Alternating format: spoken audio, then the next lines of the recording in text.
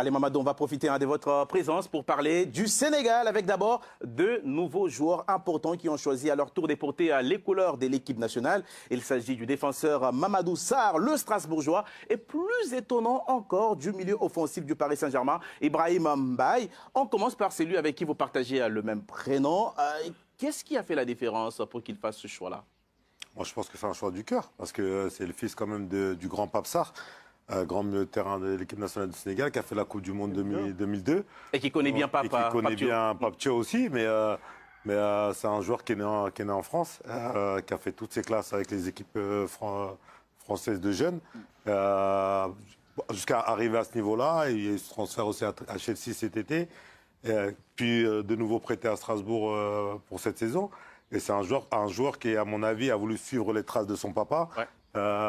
Et continuer et perpétuer l'histoire un peu de l'histoire familiale, voilà, l'histoire d'amour qu'il peut y avoir entre la sélection et la famille Sarr. Et c'est une très belle nouvelle pour l'équipe du Sénégal, parce que c'est un grand défenseur, c'est un très bon défenseur jeune, mais avec beaucoup de maturité. On peut le voir à Strasbourg. Si Strasbourg fait un bon début de saison, c'est en grande partie grâce aux performances aussi de Mamadou Sarr. On s'épanche maintenant sur l'autre choix fort, le Parisien Ibrahim Mbaye, qui a joué 17 minutes dimanche dernier à Lyon, lors de la victoire 3-2 du Paris Saint-Germain en championnat. Nabil, est-ce que c'est le cas qui vous a le plus surpris, où vous trouvez son choix logique?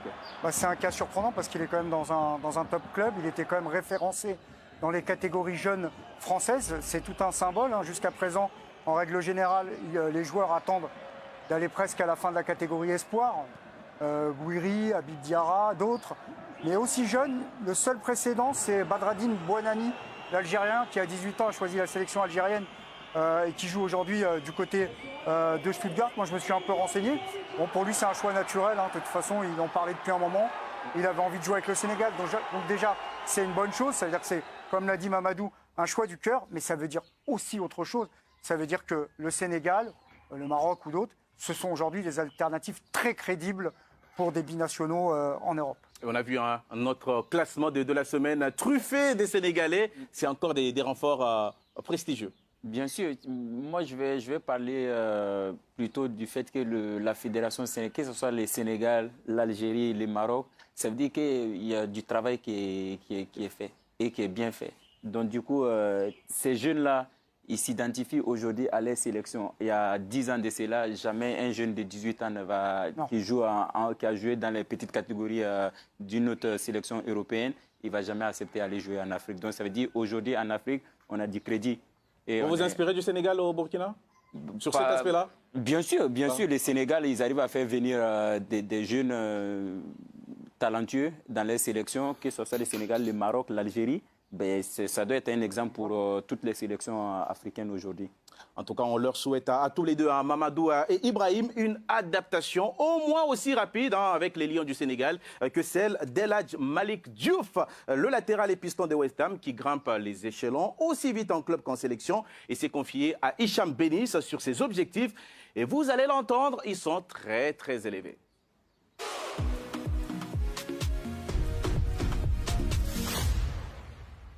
Moi, c'est El Hadj Malick Diouf, international sénégalais, joueur de West Ham United. J'ai 20 ans et j'habite à la Médina, au Sénégal, voilà, à la capitale, Dakar.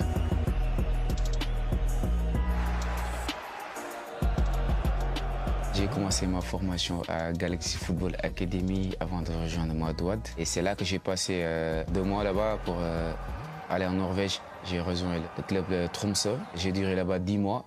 Pour rejoindre Slavia Prague pour 1 an et demi. Juste, j'avais l'opportunité aussi de jouer les qualifications de la Ligue des Champions.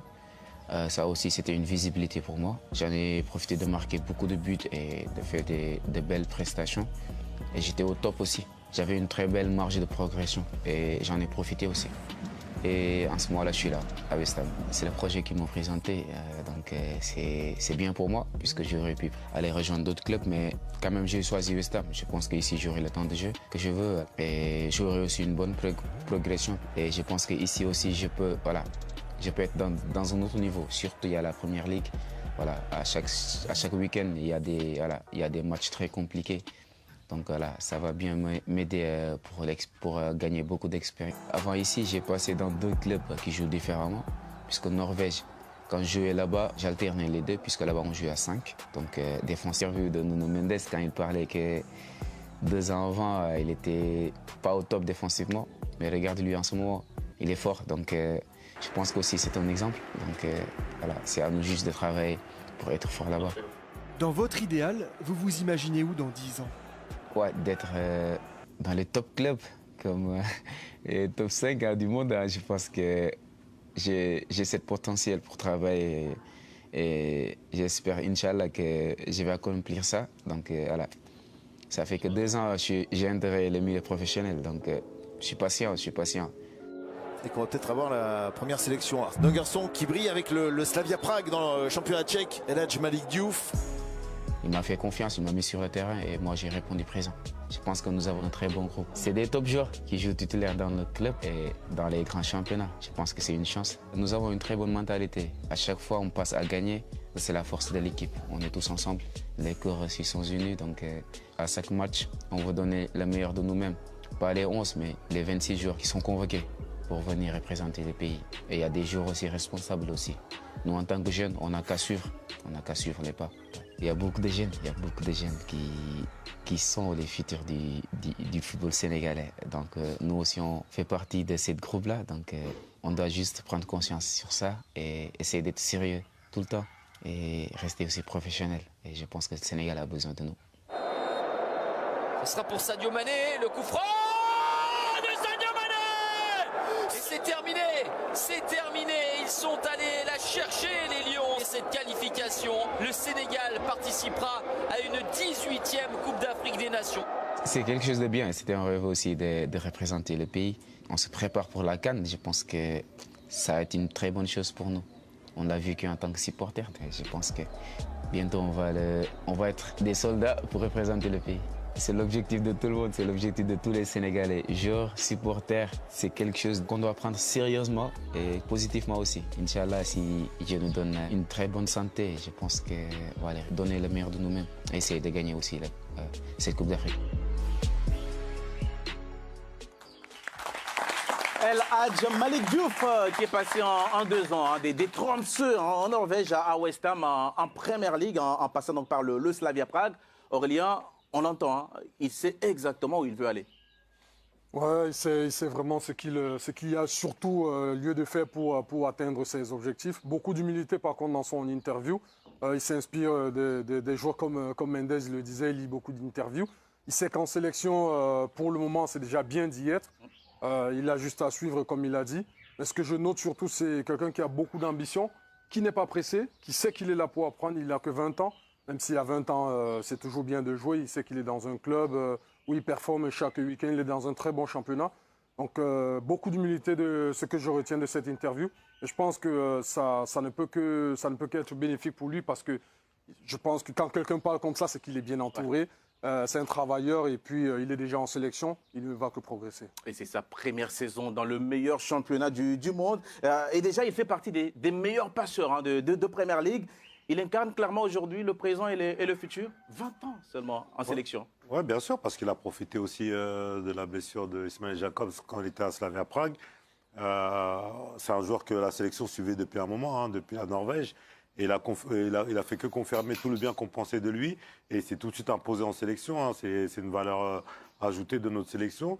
Et le point d'interrogation, c'était allait-il s'adapter rapidement au championnat anglais, à la Première Ligue.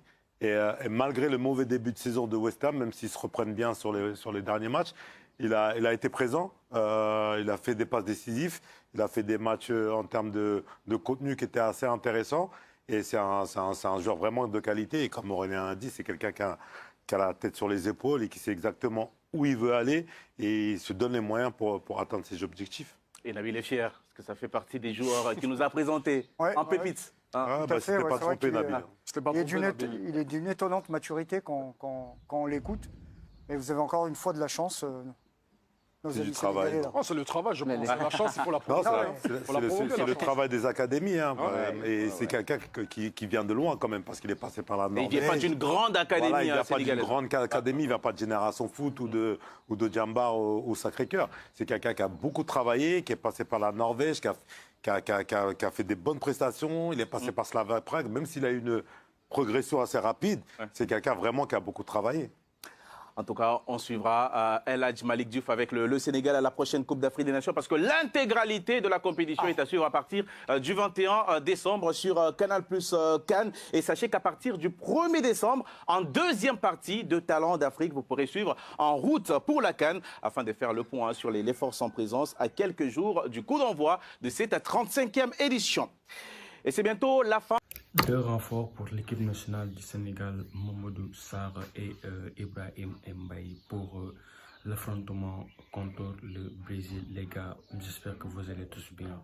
Bienvenue dans notre chaîne YouTube, les détails du football. Dans cette chaîne, nous parlons que du football. Donc, si cette chaîne vous intéresse, n'oubliez pas de vous abonner et activer la cloche de notification pour ne rater aucune de nos prochaines publications. Et merci d'avoir regardé la vidéo du début jusqu'à la fin. Les gars, nous allons faire une petite récapitulation sur le choix de Mamadou Sarr et de Ibrahim Mbaye en équipe nationale du Sénégal, qui ont été convoqués récemment par Pape Thiaw pour les 2 matchs amicaux entre le Brésil et le Kenya. Le Brésil, les gars, le Sénégal joue contre le Brésil le 15 novembre, ce semaine-ci, les gars. C'est un match très important pour nos Lions et aussi c'est un match de revanche pour l'équipe nationale du Brésil parce que le Sénégal a battu le Brésil l'année 2023 par la marque de 4-2. Une très grande victoire du côté sénégalais. C'est cette match-là qui pousse les Brésiliens à demander une autre match de qualification avec l'équipe nationale du Sénégal pour se venger. Ça sera une match très agressif entre les 2 équipes-là. Mais le choix entre Ibrahim Mbaye et Mamadou Sarr, c'était un choix de cœur pour Mamadou Sarr. Il a opté toujours représenter l'équipe nationale du Sénégal, de même que son père qu'il a joué avec l'équipe nationale du Sénégal dans les années 2000. Il a participé à la Coupe du Monde 2002 et la CAN 2002 aussi avec l'équipe nationale du Sénégal. Son père, Pape Sarr, c'est cette chose-là qui a motivé Mamadou Sarr à choisir l'équipe nationale du Sénégal. Que Ibrahim Mbaye aussi, depuis son jeune enfance, il rêve aussi porter les couleurs du Sénégal. Ce sont des 2 choix très forts parce que ce sont des 2 choix qui sont du cœur. Voilà, sincèrement parler, les 2 jeunes talents à cet âge-là choisir directement de représenter l'équipe nationale du Sénégal sans attendre l'équipe nationale de la France. Donc ça, c'est une très grande chose et c'est une très chose avantageuse pour l'équipe nationale du Sénégal et surtout pour les équipes africaines parce qu'on a vu récemment les jeunes pépites européens qui commencent à bien réveiller sur ce chose-là en choisissant l'équipe de leur origine. Voilà, c'est une très belle chose et c'est une très belle initiative pour les jeunes joueurs évoluant en Europe et qui finalement choisir de représenter l'équipe nationale de leur patrie, les gars. Voilà, les gars, nous félicitons d'abord Ibrahim Mbaye et Mamadou Sarr d'avoir choisi notre équipe nationale du Sénégal. Ça sera une grande fierté pour nous. Que ces jeunes joueurs-là. Merci les gars, c'est la vidéo du jour. Donc si la vidéo vous plaît, n'oubliez pas de vous abonner et activer la cloche de notification pour ne rater aucune de nos prochaines vidéos, les gars. Dans ce nous parlons que du football. Mais les gars, n'oubliez pas de regarder le match Sénégal-Brésil qui tiendra le 15 novembre, les gars, à l'Emirates Stadium. Ciao.